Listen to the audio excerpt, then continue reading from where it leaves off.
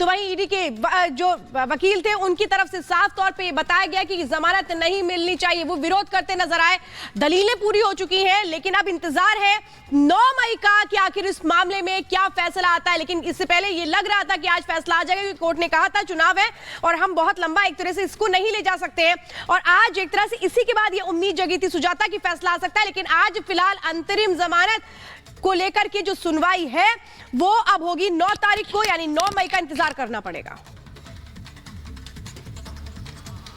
जी हाँ, फैसला सुरक्षित रख लिया गया है और 9 मई को यानी गुरुवार को अब सुप्रीम कोर्ट की तरफ से फैसला सुनाया जाएगा। यानी 2 दिन का इंतजार और है अभी आम आदमी पार्टी और अरविंद केजरीवाल के लिए। उसी के बाद आम आदमी पार्टी आगे की रणनीति अपनी तय करेगी कि चुनावों में किस तरह से जाना है, क्योंकि चुनाव को ही आधार बनाया गया है। 7 चरणों का चुनाव है, तीसरा चरण आज संपन्न हो गया है, उसके बाद 4 चरण बचेंगे। क्या उससे पहले अरविंद केजरीवाल को कोई राहत मिलती है, ये देखना होगा, क्योंकि फिलहाल तो ये मामला 2 दिन और टल गया है। और ये भी बता दूं कि समर वेकेशन भी है, इसकी वजह से भी अब देखना होगा कि किस तरह से इस पूरे मामले की सुनवाई होती है। इस मामले पर लगातार सुनवाई इसलिए भी हो रही थी और ये भी कहा जा रहा था कि हम ज्यादा टाल नहीं सकते हैं, क्योंकि इसके बाद गर्मी की छुट्टियां हो जाएंगी तो ये फिर आगे तक मामला चला जाएगा। आप देखते हैं कि गुरुवार को क्या इस पर फैसला, अंतिम फैसला आ जाता है, यानी फिर आदेश और ज्यादा सुरक्षित नहीं रखा जा सकता छुट्टियों की वजह से। तो अब 2 दिन और तय करना होगा, लेकिन जो जेल हुई है वो भी आपको बता दें।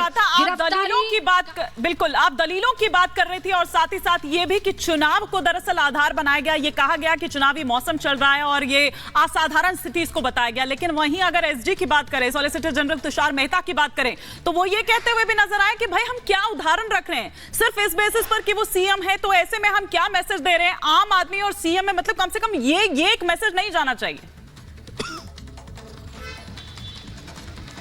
बिल्कुल हिमानी, कोर्ट के अंदर तो दरअसल एक बार आमना सामना टकराव की स्थिति पैदा होगी जस्टिस संजीव खन्ना और एसजी तुषार मेहता के बीच, जब इसी बात को लेकर जिक्र हो रहा था कि एक आम व्यक्ति, एक आम आरोपी का क्या अधिकार है और एक सीएम का क्या अधिकार होना चाहिए। इसी बात को लेकर जिरह हो गई। तो फिर उन्होंने, एसजी ने इस तरह से कहा कि क्या आप गलत उदाहरण पेश करना चाहते हैं, क्या गलत संदेश आप देना चाहते हैं। इस तरह की टकराव की स्थिति भी पैदा हो गई थी और ये बहुत ही महत्वपूर्ण है, क्योंकि हजारों लाखों की तादाद में ऐसे लोग हैं जिनको आसानी से जमानत कई बार मिल सकती है, लेकिन उनका केस कभी सही तरीके से रखा नहीं जाता। कई बार वो वकील हायर नहीं कर पाते हैं, जमानत के पैसे इकट्ठा नहीं कर पाते हैं और ऐसी स्थिति में बहुत से लोगों को कानूनी एड नहीं मिल पाता है और वो सालों साल जेल में मामूली अपराध की वजह से भी रहते हैं। तो क्या हमें सबके लिए इस तरह के फैसले नहीं लेने चाहिए? क्या हम एक उदाहरण हम ये देना चाहते हैं कि हम किसी को वीआईपी की तरह ट्रीट कर रहे हैं? हालांकि कोर्ट ने ये कहा कि हम आरोपी को आरोपी की तरह ही देख रहे हैं, चाहे वो कोई सीएम हो या फिर आम व्यक्ति हो, क्योंकि बेल एक अधिकार है, कोई एक्सेप्शन नहीं है।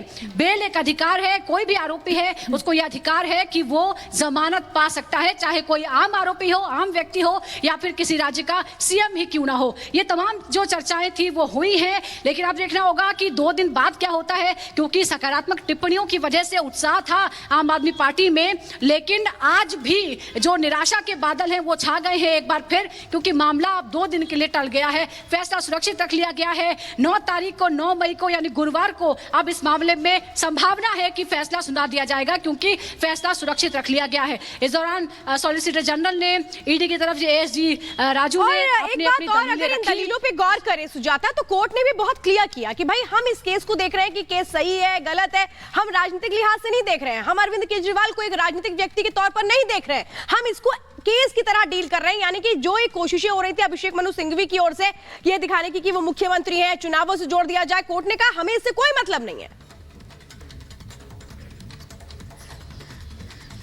नहीं, चुनाव का कारण बताया गया है कि इस काम के लिए हमें जमानत चाहिए और वो काम महत्वपूर्ण है। ये कोर्ट ने माना है कि ये असाधारण परिस्थिति है, एक असाधारण कार्य है जिसके बिना पर आप जमानत मांग रहे हैं। कोर्ट ने उसे कंसीडर किया है, लेकिन ये कहा है कि हमारी नजर में, कानून की नजर में, कोई मुख्यमंत्री हो या फिर कोई आम व्यक्ति अगर वो किसी मामले में आरोपी है तो उसके अधिकार एक जैसे हैं, उसके मामले को हम एक ही तरह से सुनेंगे। इसकी तरफ से विरोध किया गया एसजी की तरफ से कि फिर तो आपको हर मामले मामले में हर आरोपी की दलील सुननी होगी। हर आरोपी ये कह सकता है कि मुझे कोई बहुत महत्वपूर्ण कार्य है जो असाधारण परिस्थितियों से जुड़ा हुआ है, तो आप मुझे राहत दीजिए। तो क्या आप ऐसा करेंगे? इस तरह की जिरह यहाँ पर देखने को मिली है। लेकिन ये भी है कि अगर कोई भी व्यक्ति हो, ना राजनीतिक कारणों से उसे स्पेशल ट्रीटमेंट दिया जा सकता है और ना ही राजनीतिक कारणों से ही उसके खिलाफ कोई सख्ती की जा सकती है। और अदालत में राजनीति नहीं होती। अदालत का राजनीति से, कोर्ट के बाहर क्या होता है, कौन किस पार्टी से संबंध रखता है,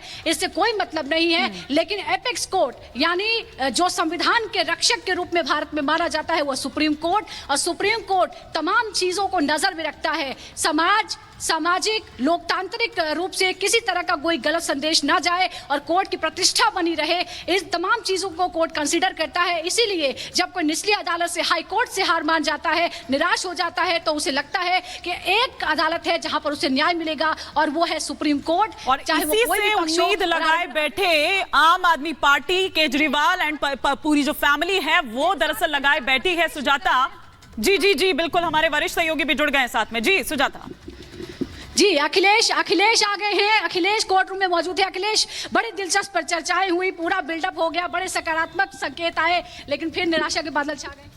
देखिए, जिस तरह से तुषार मेहता ने विरोध किया और लीगल पॉइंट रखे कि अगर इस तरह से आप किसी को मुख्यमंत्री मान करके छोड़ते हैं तो कल से हर आदमी आएगा, हर एमडी भ्रष्टाचार में बहुत सी कंपनियों के बंदे वो कहेंगे मेरी कंपनी दिवालिया हो रही है, मुझे जमानत दे दीजिए, तमाम दलीलें दी। और कोर्ट को ये लगा, मुझे जैसा लगता है कि इस फैसले को लिखने, जो इंटरिम जमानत का फैसला है उसको लिखने में वक्त लगेगा, इसलिए वो बिना कुछ कहे चली गई। ये कन्फ्यूजन दोनों पक्ष में है।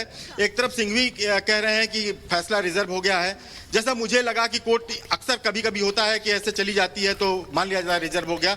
दूसरी तरफ जो मेन मैटर है क्वेश्चन का, उसके लिए डे आफ्टर टुमारो यानी गुरुवार को सुनवाई करेगा, वो लंबा चलेगा। और यही वजह थी कि वो लंबा चलेगा, इसलिए ये इंटरिम बेल देने के लिए तैयार थे। और ये इनका ग्राउंड, जो सुप्रीम कोर्ट का ग्राउंड है, टोटल ये व्यवहारिक पक्ष को ले रहे हैं कि केजरीवाल के खिलाफ कोई अब तक मुकदमा नहीं था, वो दिल्ली के मुख्यमंत्री हैं, वो पार्टी के कन्वेनर हैं, उनका राइट्स बनता है प्रचार करने का, इसलिए उनको कुछ दिनों के लिए टर्म एंड कंडीशन के साथ छोड़ा जाए। लेकिन अगर ये बात तुषार मेहता की बात कहा जाए तो उनका कहना है कि इससे एक तरह से पेंडोरा बॉक्स खुल जाएगा। तमाम लोग आएंगे, जेल में बैठे लोग पर्चा भरेंगे और कहेंगे कि हमें प्रचार करने की इजाजत दी जाए। तो ये सारी चीजें कोर्ट के सामने बहुत सी ऐसी चीजें रखी गई जिसको मुझे लगता है कि उन्हें जजमेंट लिखना पड़ेगा। और इसलिए वो, चूंकि स्पेशल बेंच में बैठना था दूसरी बेंच में, इसलिए वो बेंच उठ गई। और मुझे लगता है कि ये फैसला रिजर्व हुआ है और उसके बाद मुझे लगता है आज या कल में ये फैसला, इंटरिम बेल पे फैसला आ जाएगा। यानी अब क्या गुरुवार तक के लिए इंतजार नहीं करना होगा? उससे पहले भी हो सकता है, जैसा आप कह रहे हैं कि शायद रेगुलर बेल पर गुरुवार से सुनवाई हो। गुरुवार को जो मैटर है वो मैटर इनके क्वेश्चन का है, जो हाईकोर्ट ने खारिज कर दिया था कि हमारी गिरफ्तारी अवैध है और इसको लेकर लंबी सुनवाई, पीएमएलए के तमाम एक्ट के तहत सुनवाई हो रही है, उसमें बड़ा लंबा वक्त लगेगा। इस दौरान इन बिटवीन इन्होंने कहा था कि हमें अंतरिम जमानत दे दी जाए, क्योंकि चुनाव के पहले जानबूझकर गिरफ्तार किया गया